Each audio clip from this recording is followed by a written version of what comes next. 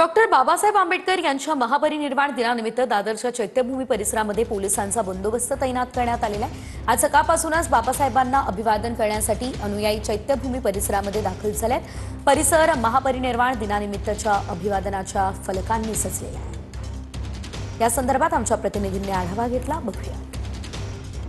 उद्या 6 डिसेंबर रोजी डॉक्टर बाबासाहेब आंबेडकर यांचा महापरिनिर्वाण दिन आहे आणि बाबासाहेबांना अभिवादन करण्यासाठी संबंध देश आणि राज्य परराज्यातून जे भीम अनुयायी जे आहेत हे चैत्यभूमीवरती दाखल झालेले आहेत। आपण बघू शकता आजच बाबासाहेबांना अभिवादन करण्यासाठी प्रचंड अशा रांग लागलेली आहे की जी बाबासाहेबांना अभिवादन करण्यासाठी ही सर्व अनुयायी जे आहेत भीम अनुयायी ही रांगेमध्ये उभा राहून बाबासाहेबांना अभिवादन करताना आपल्याला पाहायला मिळत आहेत।